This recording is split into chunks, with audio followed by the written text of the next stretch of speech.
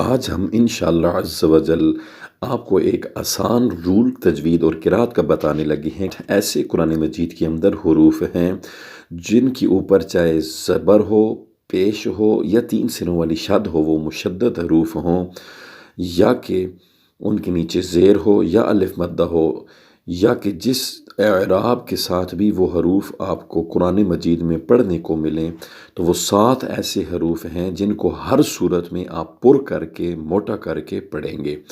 تو ان 7 حروف کا رول یاد کر لیں تجوید کا، تو انشاءاللہ آپ صحیح قرآن مجید کے قاری بن جائیں گے۔ تو 7 ایسے حروف ہیں جن کو ہر صورت میں پر کر کے موٹا کر کے پڑھیں گے، اور انہیں ہم حروف مستعلیہ کہتے ہیں۔ تو وہ 7 حروف کا مجموعہ یہ ہے: خص، ضغط، قز، ایک خاص صاد، خصہ، اور ایک ضاد، غین، طا، ضغط، ضغط، ضاد، غین اور طا، یہ 5 ہو گئے۔ 2 خصہ اور ضغط، 3 یہ 5 حروف، اور 7 2 اور بقایا ہیں، وہ قز، قاف اور ضا، کینچی والا جو قاف ہے 2 نقطوں والا، وہ قاف اور ضا۔ تو یہ خاص صاد ایک مجموعہ یہ ہو گیا، 2 حروف خصہ، اور اگلا مجموعہ ہے ضاد، غین، طا کا، ضغط، 3 حروف یہ ہو گئے، ضغط، اور 2 حروف کا مجموعہ قز، قاف 2 نقطوں والا کینچی والا قاف اور ضا، قاف ضا، قز، خصہ، ضغط، قز۔ تو یہ 7 حروف، ان کا یہ مجموعہ تھا جو آپ کے سامنے بیان ہوا اور میں نے مشق کی۔